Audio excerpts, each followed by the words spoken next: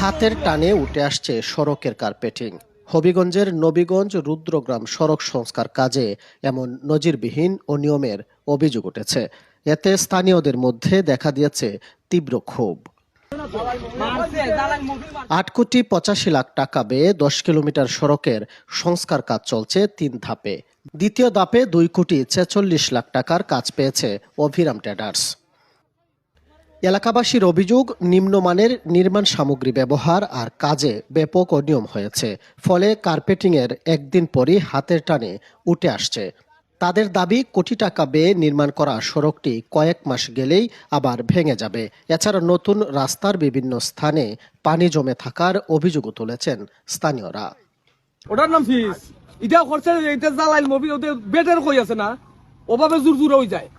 এটা আমরা নেতৃবৃন্দ যারা আছে আমরা এরা আনলে এরা ফকটো 500 টাকা পড়ে দিল, ফকটো গেল গিয়ে বল ডাকাতি হইয়া দাবি ঠিকাদার, আর কোনো অসুবিধা নাই।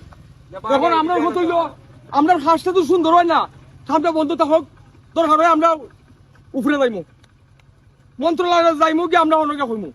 এইটা কাজ আমরা রয়েছে না, কাজ বন্ধ থাকতো। এরা কি তখন এরা টাকা উঠলো জায়গায় বইতে খায়।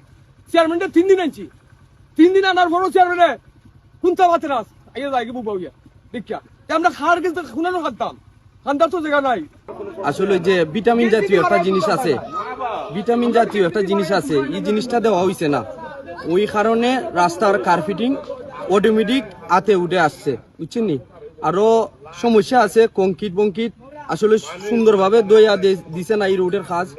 আসলে অনেক যায় ঝামেলা। রাস্তার মধ্যে পানি জমতেছে, রাস্তা ভাঙতেছে, কংক্রিট 2 নম্বর, ইট 2 নম্বর, বালু দিতেছে না। প্রত্যেকটা কাজের মধ্যে তারা দুর্নীতি করতেছে।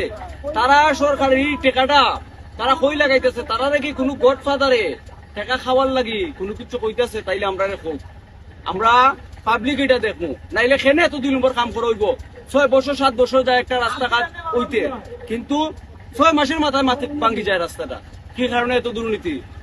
কর্তৃপক্ষ যারা আছে তাদের কাছে অনুরোধ, রাস্তাটা যাতে সুন্দরভাবে কাজ হয়।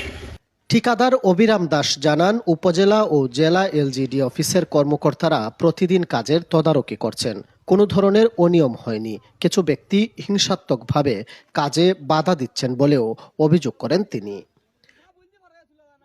আমি যথারীতি কাজটা করতেছি এবং যেভাবে ধরা আছে অফিস নির্দেশক মোতাবেক আমি কাজটি করতেছি। এখানে প্রতিদিন অফিসের তদারকি আছে, জেলা অফিসের তদারকি আছে, উপজেলা অফিসের তদারকি আছে, ওনাদের স্টাফ নিয়মিত যায়। কিন্তু কিছু সংখ্যক লোক এখানে আমাকে জিজ্ঞাসা বিদ্বেষমূলক এবং হিংসামূলক ভাবে আমাকে ডিস্টার্ব করতেছে। এবং আজকে আমি